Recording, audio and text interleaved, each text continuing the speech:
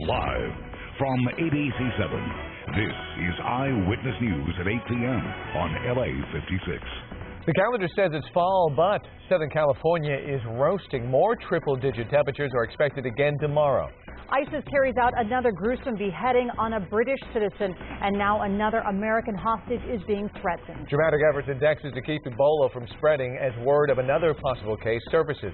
Good evening, I'm David Ono. And I'm Colleen Sullivan. Welcome to Eyewitness News on LA56. Our biggest story of the day, the heat. Let's get right to meteorologist Jonathan Novak, who's been tracking the fall heat wave all evening. Jonathan? Yeah, Colleen, David, folks, dangerous heat continued today. It was in a triple digits in Pasadena, Woodland Hills, Anaheim, and the mid-90s in UCLA, and even near 90 at the coast. Those are some of the high temperatures. We're looking at a time-lapse only to tell you that some of the high clouds today that we had streaming in, which we'll look at a little later, this is our time-lapse from Malibu, did hamper temps maybe about 2-3 degrees in some spots, but nevertheless, temperatures today were near record-breaking. 90 in Burbank right now. That's your current temperature. 78 still in downtown. And the cool spot, of course, Big Bear. You're enjoying a beautiful evening. Here's the spread. You got a lot of 80s and 90s still around Southern California. 90 Ontario. You're sharing that with Burbank. 91 Santa Ana. 83 Van Nuys. 89 Santa Clarita. The red flag warning has been pulled, but there is still a heat advisory through Saturday. That is because the hot weather continues tomorrow. In fact, even warmer. I will tell you when it finally starts to cool down in the 7-day forecast. That's coming up in a few minutes. Can't be soon enough, Jonathan. Thank you. We'll see you then. The Rose Bowl is expected to be packed tomorrow with thousands of football fans for the UCLA game. And Eyewitness News reporter Leanne Suter shows us how local emergency officials are preparing to keep fans safe while enduring this extreme heat. Out for some high-flying fun in the sun, these hobbyists are keenly aware Mother Nature has turned up the temperature. It is hot. You know, we went from last week from getting our blankets out to now putting the AC back on. The San Gabriel Valley is hot, and it's only going to get hotter. Triple-digit temperatures expected tomorrow, and it has Huntington Memorial Hospital on high alert since the Rose Bowl will be packed with thousands of football fans out in the heat. We just expect to see people who are outside, maybe not pacing themselves, not controlling the temperature, keeping themselves cool. So if they come in, we'll hydrate them, get them in an air-conditioned, safe environment, and get them back on their way.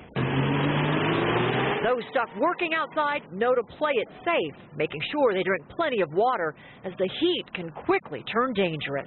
We just worked out like 2 hours, and then we rest, came down, get a drink. Those out in Old Town doing their best to keep their cool. Sidewalk cafes sit empty. In the store windows, wool sweaters.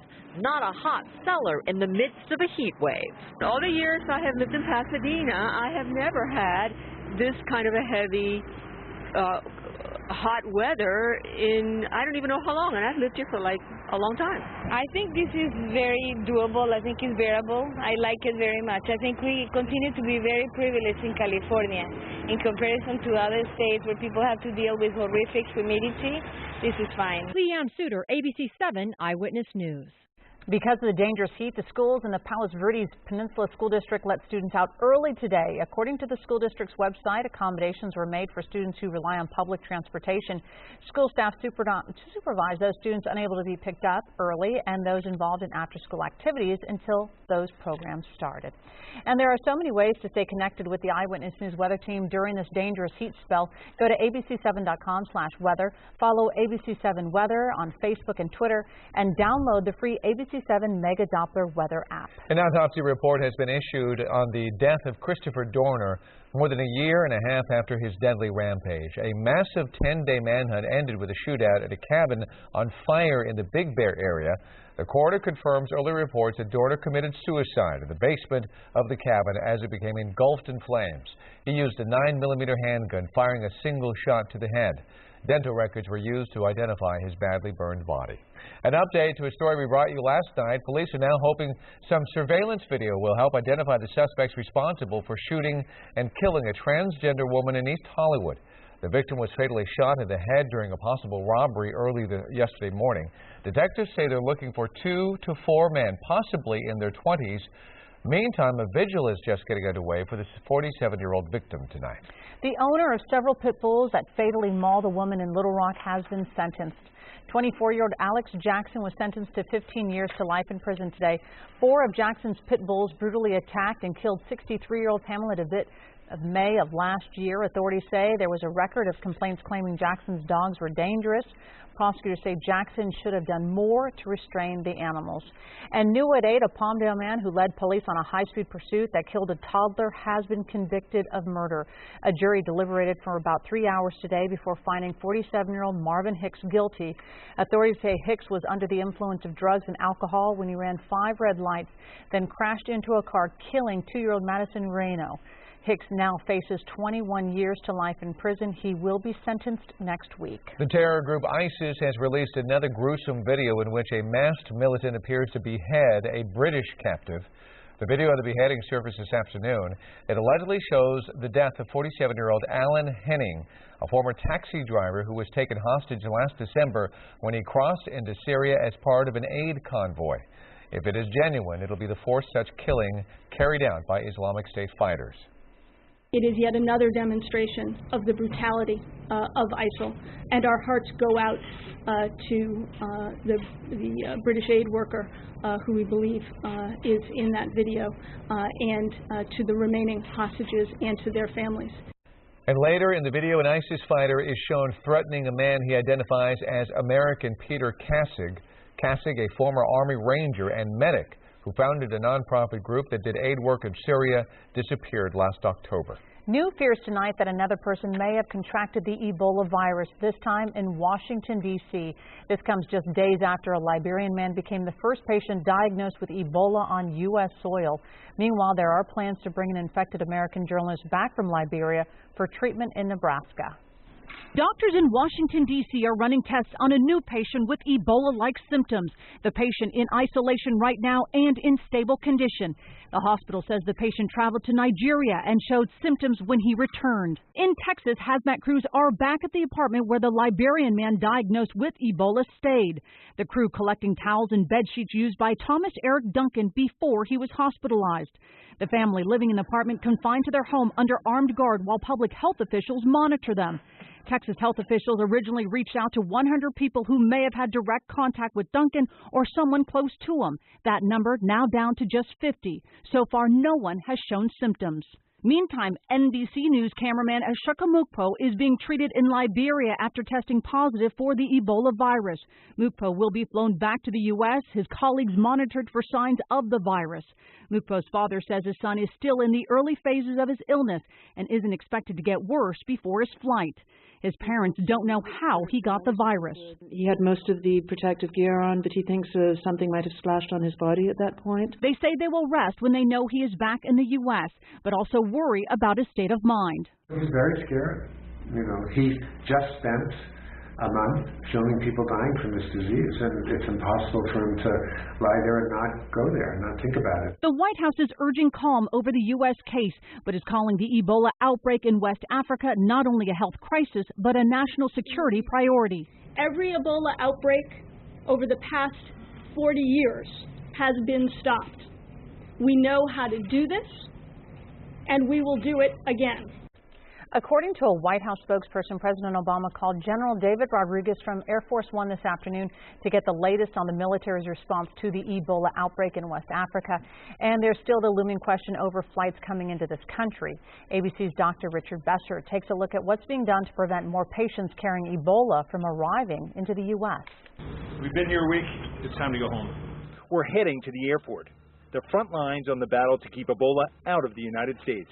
And with so much Ebola here in Liberia, people want to know, can you really keep it from leaving? I want to see how they're trying. Driving in, guards check my temperature. I fill out a detailed questionnaire. Fever, no. Headache, no. Vomiting, no. Since I was fully covered when in the wards, nothing that we did here as journalists put us in the high-risk category. This is a really good screening questionnaire, but it's only going to work if people read it carefully and tell the truth. But we know Eric Duncan, the patient in Dallas, did not reveal he'd been in close contact with an Ebola victim. Lots of checkpoints to make sure that people who are sick are not leaving the country. Another checkpoint, a visual inspection to see if I look sick. My temperature taken a second time with that infrared thermometer. All clear. But so much depending on trust and a thermometer. Time to go home. And Dr. Bester says he's been taking his temperature at least twice a day, and if he starts to feel unwell, he will seek medical attention immediately. A major fire has left 3 administrative buildings at the Flight 93 National Memorial in Pennsylvania a total loss. The buildings serve as the park's headquarters. The flames did not affect the memorial or construction of the visitor center, which are about 2 miles away from this property. All employees were safely evacuated. No injuries were reported. And United Flight 93 was one of the planes hijacked by terrorists on September 11, 2001. If you're thinking of heading out to the beach this weekend, we have a warning you will want to hear. And coyotes taking up residence at a local home. Find out what's being done with these wild animal squatters. Then Charlie Sheen accused in a new lawsuit of assault and sexual battery, what he allegedly did at his dentist's office.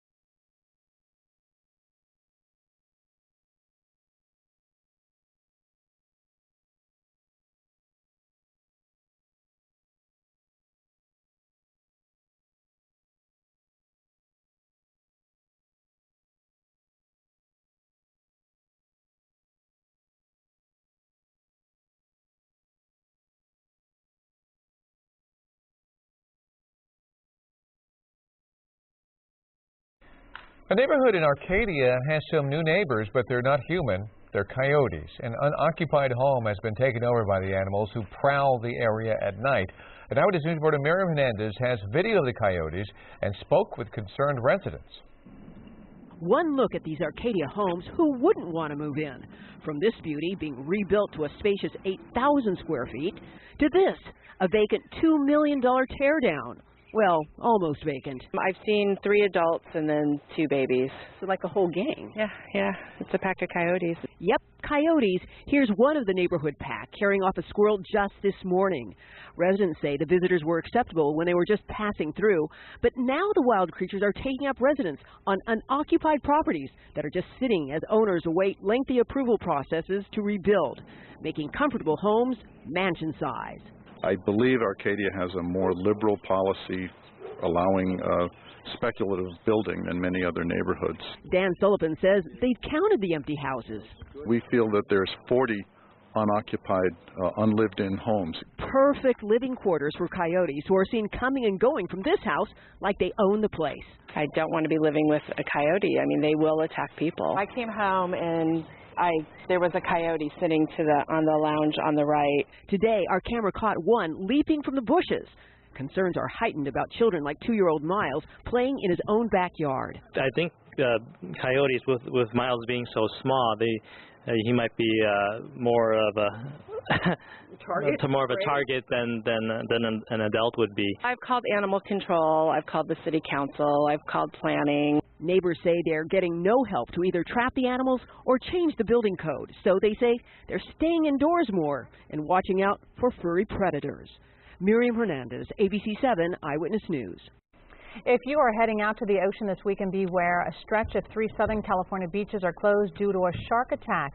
It occurred a quarter of a mile north of Wall Beach on the Vandenberg Air Force Base in Santa Barbara County. According to the Vandenberg website, the bite was not fatal, but no other information was released. The beaches will be closed until 4 o'clock on Sunday afternoon. And there's some high surf out there as well. Sharks, high surf, and the weekend that everybody wants to get into the water.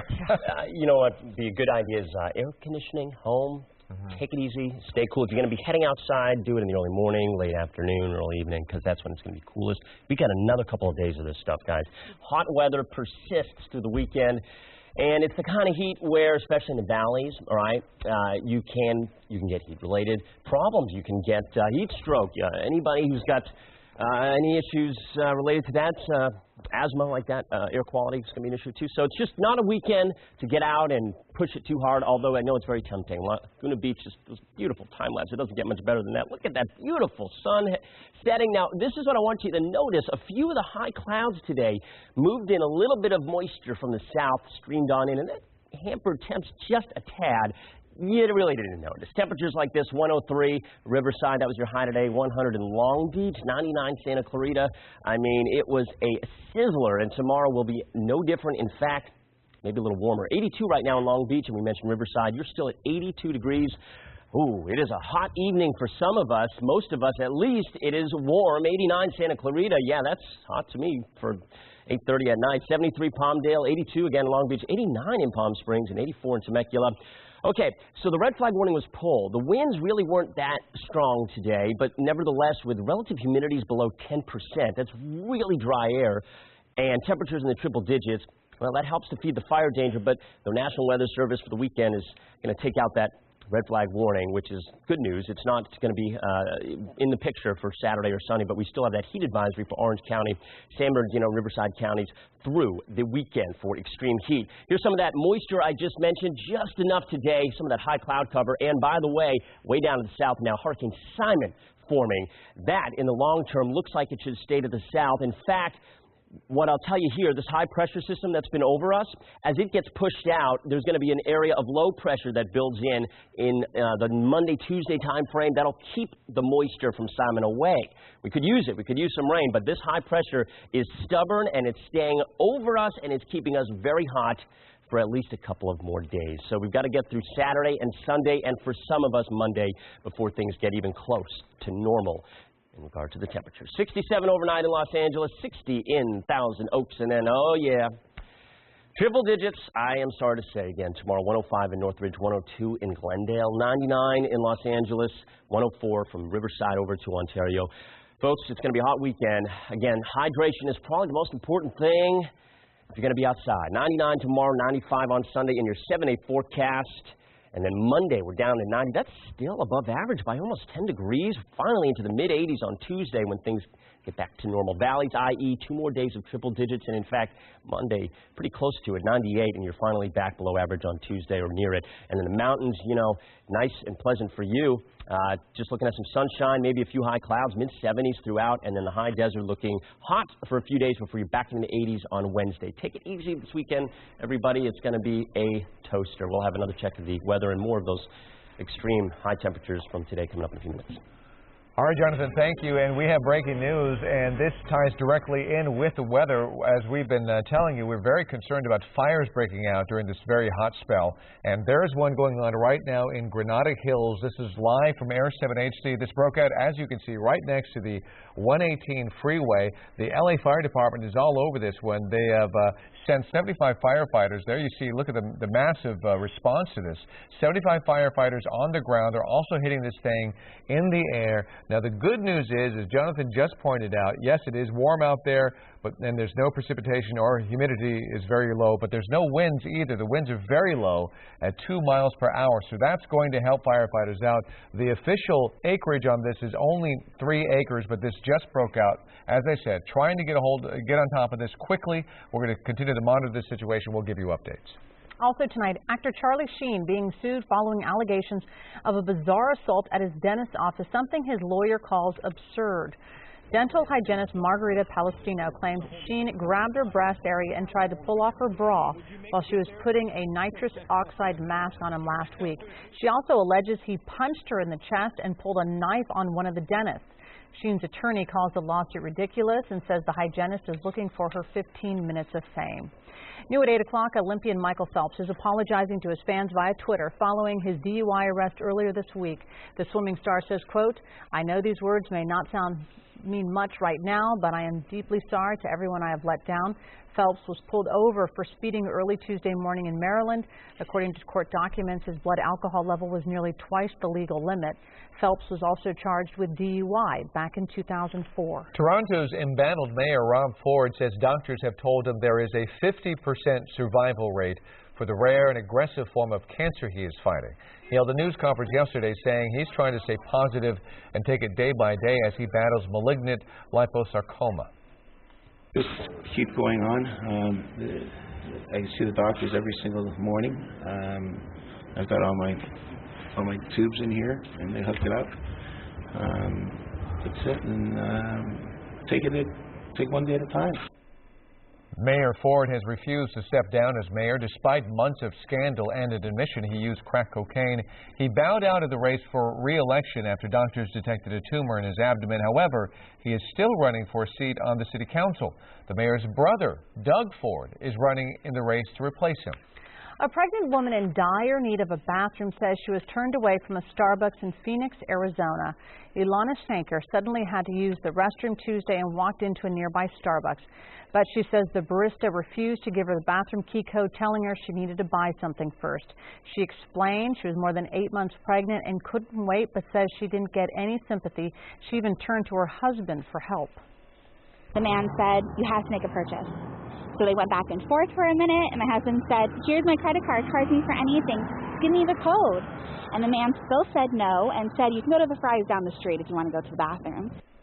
A customer in line even offered to buy something so she could get the code, but the barista still said no. Shanker ended up walking out and using the restroom at Subway. Starbucks has apologized, saying the experience was unacceptable and that they are working to make it right. I hope so. That's wow. A tough predicament to be in if you're pregnant. Yeah. The new iPhone could mean a new look to your jeans. Still to come on Eyewitness News, what denim designers are doing to keep up with technology.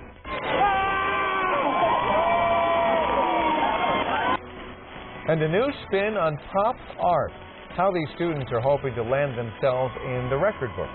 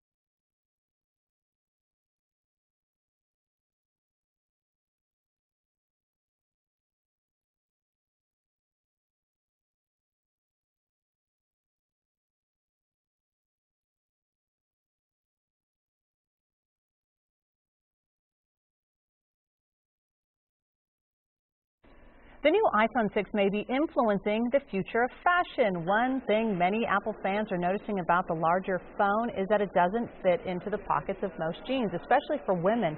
Now it appears fashion brands are taking note. Several say they're considering enlarging their pockets to accommodate the new smartphones. Many clothing makers say they stay on top of the way customers live and their lives, and they keep it in mind throughout the design process. Take a look at this one. A New York artist is giving new life to an old children's toy by transforming it into awe-inspiring works of art. Artist Nathan Sawaya says he began experimenting with Legos as an art medium about 10 years ago, and look what he does now. He says he started off making simple shapes like apples, but eventually moved on to the human form. And one of the most iconic works is called Yellow, which depicts a figure ripping its chest open. And look at the Legos pouring out. The touring exhibition is currently on display in London and Boston.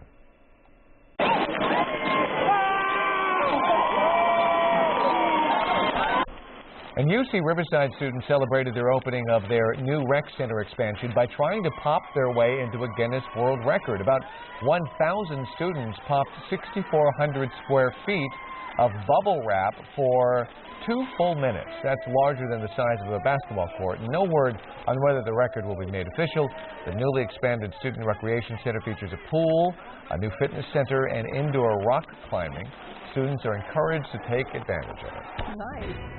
Well, we are updating the evening's top stories next at 8:30, including an update on the fall heat wave sweeping across Southern California. And another case of enterovirus in Southern California. A teenager in Riverside County has come down with a potentially deadly bug. And the family of a California girl declared brain dead after a tonsillectomy says she is very much alive. You will want to see the video that they're showing is proof.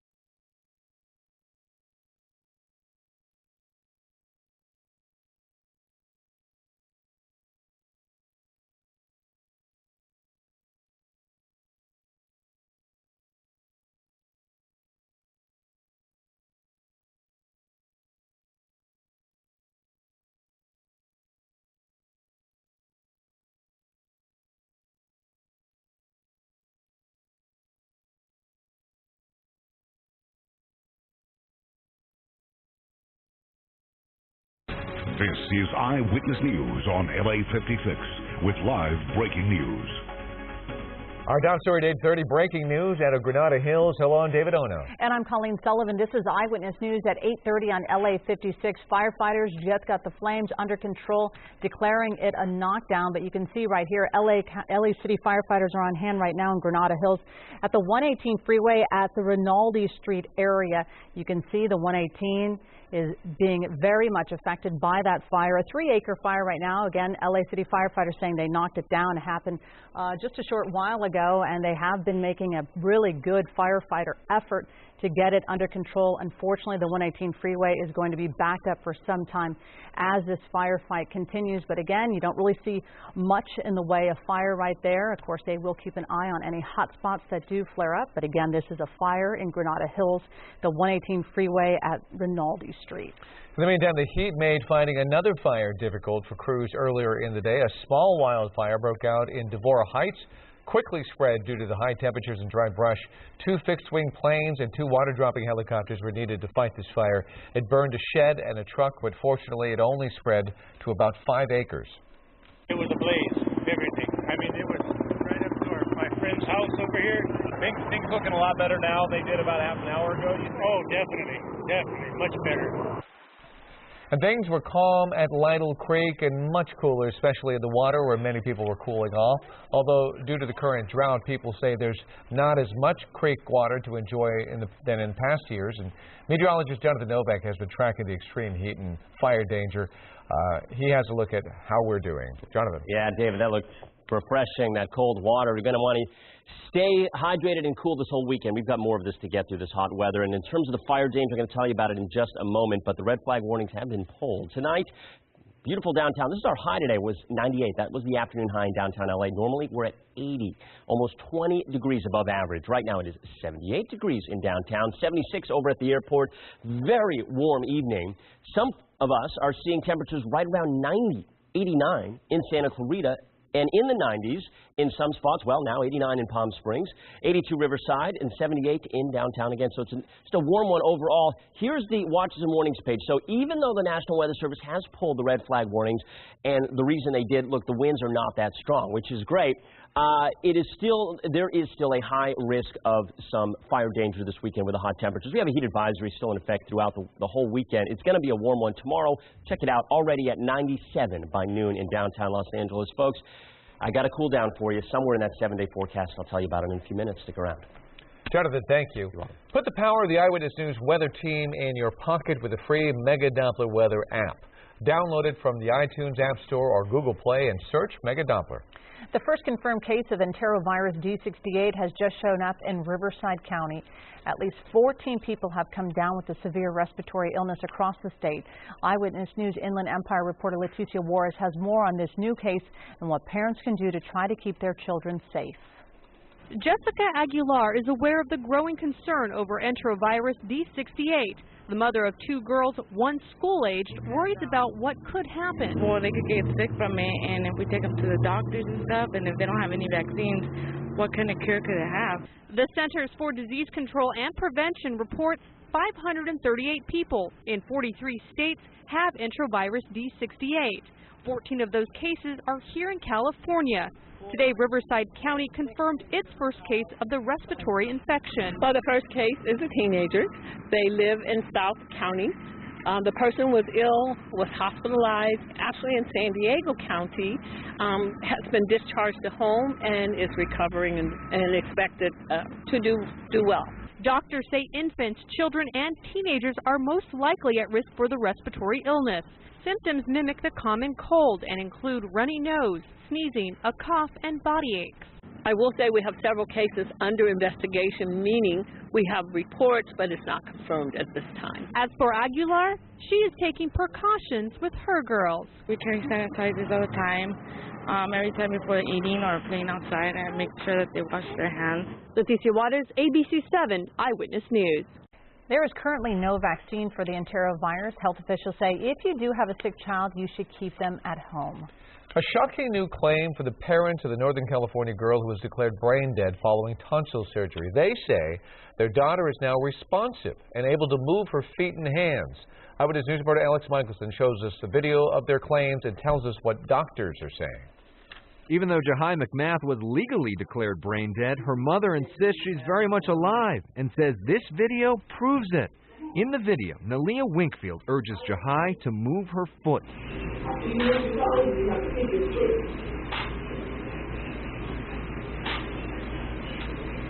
on, girl, get that. Very good. Oh, so proud of you, boo. But I always knew because I'm her mother, and I talked to Jahai, and she responds. So I said she can't be brain dead if she's responding. She showed this video of Jahai's hand. Come on, Jahai.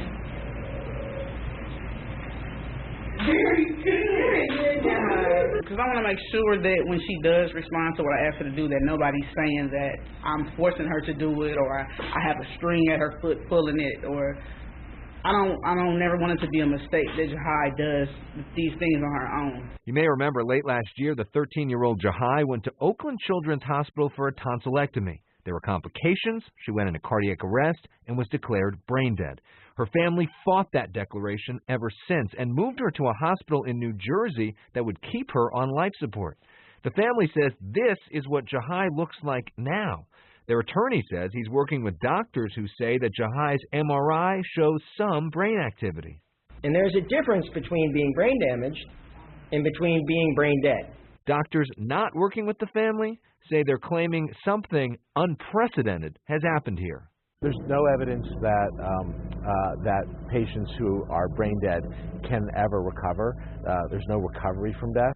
Jahai's attorney has scheduled a court hearing for October 9th. He says that experts are willing to testify on Jahai's behalf. He's asking a judge to declare that Jahai is not legally brain dead. If a judge does that, Jahai could return here to California for care. Reporting from the newsroom, Alex Michelson, ABC7 Eyewitness News. A man wanted for as many as 10 bank robberies across Southern California appeared in federal court today. 53-year-old Stephen Bartlett, also known as the Hills Bandit, was arrested following a dramatic chase yesterday that went through 3 different counties. It ended in San Bernardino when Bartlett lost control and flew off the freeway, flipping over. Investigators say it all began when a Santa Fe Spring commercial business reported Bartlett for suspected fraud involving a $12,000 order of steel. Authorities tried to pull him over when he left the business, and that's when the chase began. His arraignment is set for November 10th. New information from J.P. Morgan Chase reveals that a credit breach could affect more people than previously thought. The bank now says this summer's cyber attack affected roughly 83 million households and small businesses that use its online services and mobile apps. They say names, addresses, phone numbers, email addresses were compromised, but there's still no indication that account numbers, passwords, or social security numbers were stolen. If you need some weekend activities, why not see a movie? So to come on Eyewitness News, we'll run down what's new in theaters for you. And a local school janitor gets a big surprise. You have to see what the students did that made them so happy. It's going to make you smile too.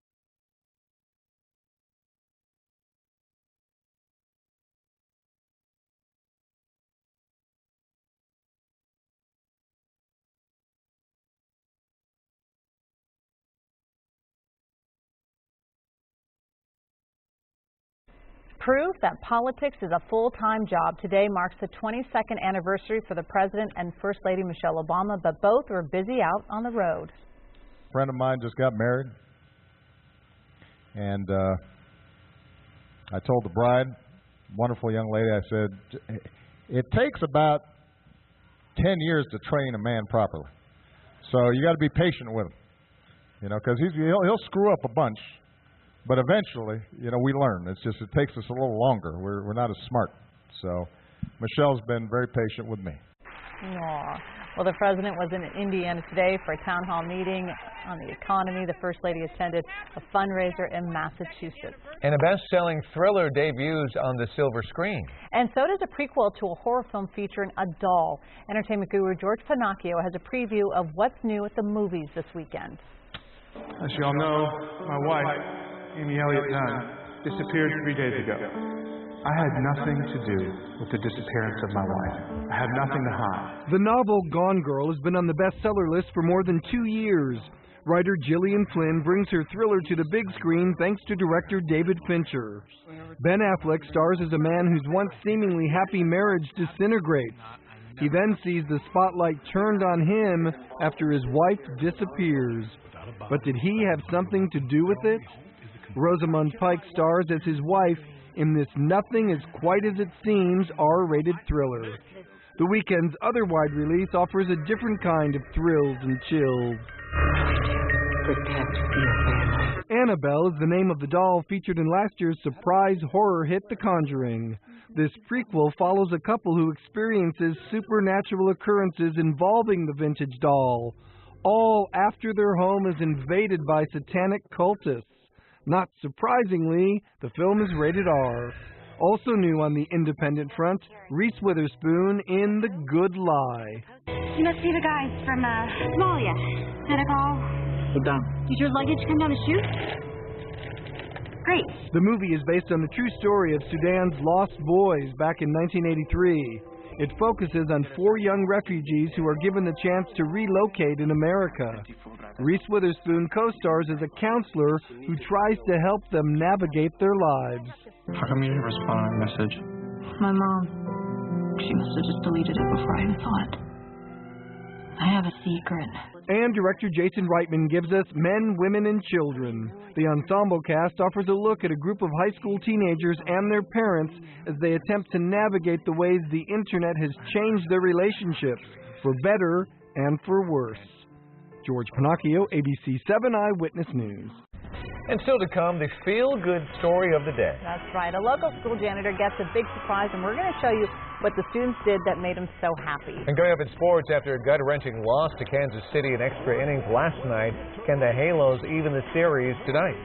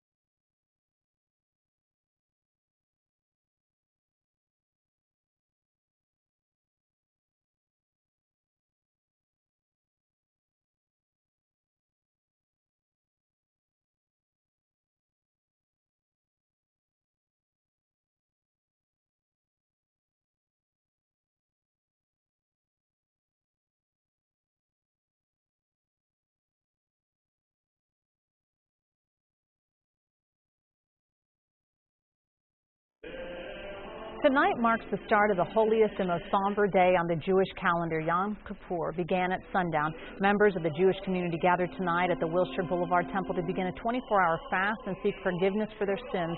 Yom Kippur is seen as a day when people focus on their souls and not their bodies.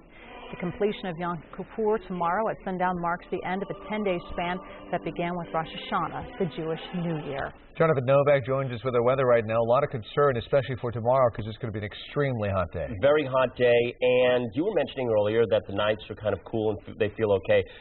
When we have such dry air, the air is allowed, so to speak, to cool off more. So if you have a lot of moisture in the air, it doesn't cool off as readily. So when you have this kind of dry conditions like this, you get what's called radiational cooling. We have these clear skies. And the evenings are actually pretty good. But, man, these afternoons are just unbearable. We've got a couple of more days, guys. Can you get through the weekend? You're going to have to. I know. I know. Live Meganopolis 7000 HD. No rain, obviously. This weekend, no rain. Right now, this is a live image showing dry conditions in Southern California. Now, we have moisture to the south, the new hurricane that formed, Simon. You know, we've had some tropical systems to the south this year that have given us some rain chances. It's not going to happen. Doesn't look like, at least right now, this time around. So, dry stuff, hot stuff. Let's just focus in on when it's going to cool down. Look at that. Records tied in Santa Maria and Santa Ana. It was 102 in Santa Ana today. Fillmore hit 103. A scorcher, a sizzler, toast, or whatever you want to call it. We got another one tomorrow ahead. 82 right now in Long Beach and Big Bear. There you go, 46. Good for you. It's fantastic for you. And in Wrightwood, 56. A nice evening. 73 Edwards and Palmdale. You head down into the valleys, though, and that's where the heat really hangs on. 86 in Burbank, 83 Van Nuys, stretching down to the coast where we're at 82 in Long Beach, and 81 San Clemente. So the heat advisory is still in place. The red flag warning's been pulled. Still kind of an elevated risk of some wildfire danger this weekend, but just not at the level of a red flag warning. So we're just looking at that hot stuff for Saturday and Sunday and even for Monday because of this right here, high pressure. What happens is we get that offshore wind. Now, it has not been a very strong Santa Ana wind event, so we can sort of take that out of the picture, but nevertheless, the winds head down the slopes of the mountains and we get compressional heating. Just imagine the atmosphere kind of getting closer and closer, and it basically heats up because of that, and that's why the valleys and all the way down to the coast are so hot right now, and that's not going to change for a few days. Check out the future scan. You're going to see a consistent pattern here. See that arc? That's the high pressure that we've been talking about. Still there on Saturday. This is Sunday. Still there. Finally, late Monday, we start seeing a trough low pressure dig in, and that'll bring an onshore flow back, and that will mean cooler weather. But Saturday, Sunday, and even Monday in the valley areas especially, temperatures are going to be hot. Triple digits tomorrow, a lot of them. 101 Anaheim, Covina, also. 102 Glendale, 99 Los Angeles, and 89 Dana Point, 84 Oceanside. Here's that 7-day forecast for LA Metro and Orange County. Okay, so tomorrow, a hot one, obviously. Sunday, still hot, but a slight cool down. A better cool down on Monday, but 90 is still above the average of 81 in LA. And we're finally back to average by Tuesday, Wednesday next week. You got about 3 days here in LA. Valleys, i.e., you are going to suffer the most in terms of the hot weather this weekend. Heat wave continues for 2 more days, and you're back into the 90s. I would say 3 more days, really. 98 on Monday is pretty hot. Mountains look great. You're in the 70s, sunny skies. You're into the 60s on Wednesday. In the high desert, a little hot for a couple of days. Nothing too extreme. You're back in the 80s on Wednesday. Watch out in the valleys and take it easy and stay cool this weekend, guys. Back to the desk. All right, will do, Jonathan. Okay. Thank you. You're welcome. A U.S. Olympian took to the ice in Anaheim today to inspire future female hockey players. Hillary Knight was invited to practice with the Anaheim Ducks this morning. The 2-time U.S. Olympic silver medalist also served as guest coach to the Lady Ducks hockey team. Knight's main goal was for the girls to have fun and to inspire them in advance of World Girls Ice Hockey Weekend. We have an initiative with USA Hockey, Try Hockey for Free Day, and I hope everyone can get out there. Whatever skates you have, even if you have to make 2 blades and put them on the bottom of your shoes, have fun out there and learn the game. Girls Try Hockey for Free Day is next Sunday. By the way, Knight is believed to be the first non-goalie female skater to practice with an NHL team.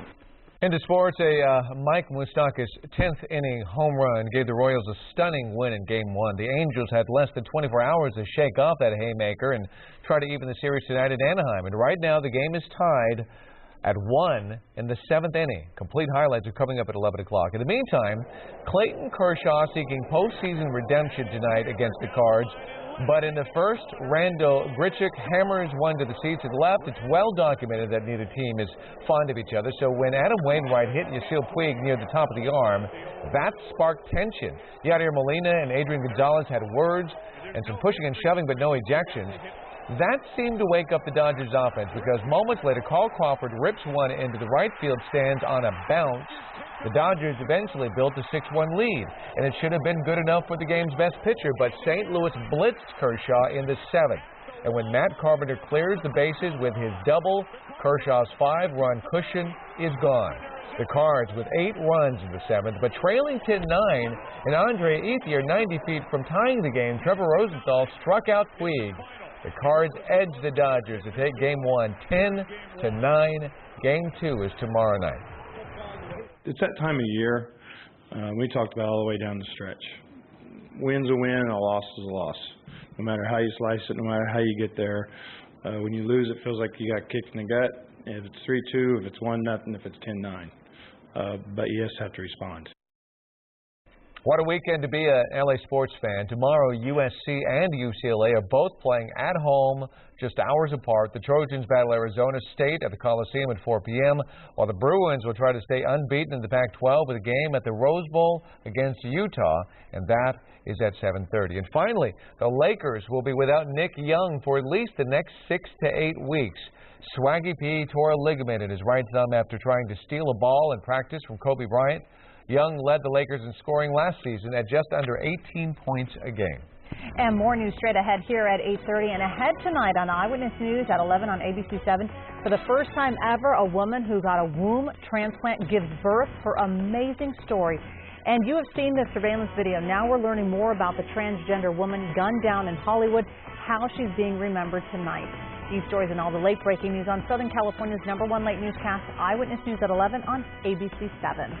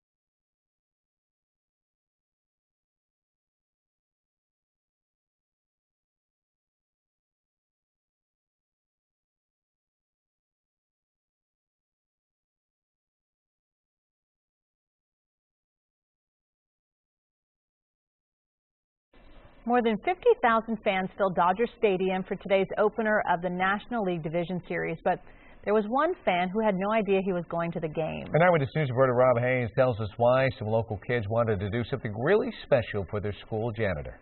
Alliance Media Arts and Entertainment Design High School. It's a big name for us, small school. Just 300 students, all planning one big surprise. Make him smile, make him feel appreciated. The campus, a sea of energy. Kids rolling out their signs, lining up in the sun, and waiting for this. The man of the hour. Not the principal, not a beloved teacher. Nope. Just the man known around here as Mr. Burgos, who works as the school's plant manager. Yep, plant manager, a.k.a. school custodian or janitor, or simply the guy these kids have come to love and respect. We have to do it for Mr. Burgos. Why? Oh, such a great guy. Sometimes, we put a lot on him, like leaving our trash, but he never, complains about it. He's always doing it with a smile. Well, that smile and attitude really paying off for the longtime Dodger fan. We got 2 tickets to the Dodgers playoff game today for you and your wife. Brent Kamalich is the CEO of Dude Be Nice, a clothing company with a charitable bent that funded this whole event. The Dude Be Nice project is a platform for young people to say thanks to a person in their community in a really fun and creative way, and they said, we have the perfect person for you. It's my first ever playoff game in my whole life. I never expect to go to a playoff game. Organizers will tell you Mr. Burgos isn't the only one on the receiving end here. Now, all these students here are also getting a very valuable lesson. It's what Kamalich calls a helper's high. We want to get kids addicted to this helper's high where they go and do things positive for people, and I think in turn that creates a positive community on campus. It's a test these kids won't have to study for. Though with Mr. Burgos leaving early for the Dodger game, the students did agree to finish up his work for the day. In East LA, Rob Hayes, ABC7 Eyewitness News. Oh, how sweet. Yeah. He deserves it, and unfortunately, well, he saw a great game today. I know, I was just 10 thinking to that. 9. But it was so good at the beginning. You're like, oh, yeah. And then, Oh, well. All great right. experience. Well, thank you so much for joining us for Eyewitness News at 8:30 on LA56. Law and Order SCU is next here on LA56. And Eyewitness News continues at 11 p.m. on ABC7 and anytime on ABC7.com. Have a good night.